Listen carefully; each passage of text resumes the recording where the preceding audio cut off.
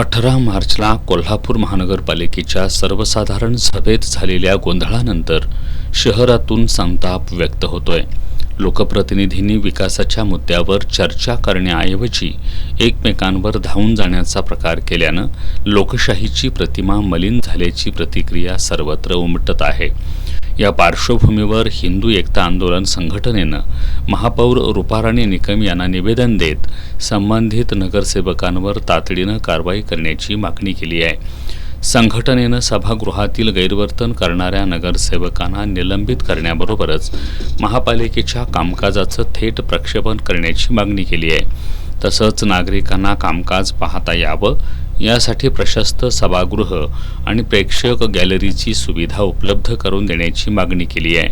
ज्या नगरसेवकांनी गोंधळ घातला त्या नगरसेवकांचा प्रथमतः आम्ही हिंदू एकता आंदोलनतर्फे जाहीर निषेध करतो।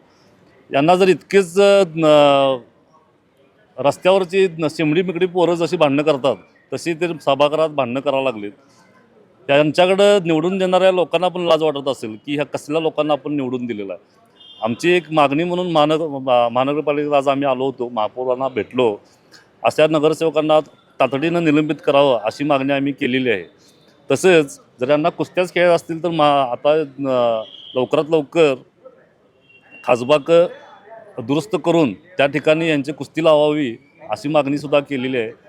अशा प्रकारे ह्या सभेचं लाईव्ह प्रक्षेपण करावं ही एक मागणी होती। का तर त्या लोकांना कळावं की आपले नगरसेवक सभागृहात येऊन काय देऊ लावत आहेत। यांना कोल्हापूरच्या प्रगतीचं काय पडलेलं नाही, फक्त पर्सनल हेवेदावे हे यातून दिसत आहेत।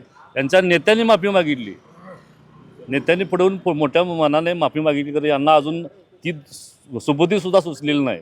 तर आम्ही पुन्हा एकदा अशी मागणी करतो की यांना निलंबित करावं। आणि याबाबत प्रशासनानं तातडीनं ठोस निर्णय न घेतल्यास आंदोलनाचा इशारा यावेळी देण्यात आला। मागणीचं निवेदन महापौर रूपाराणी निकम यांना देण्यात आलं।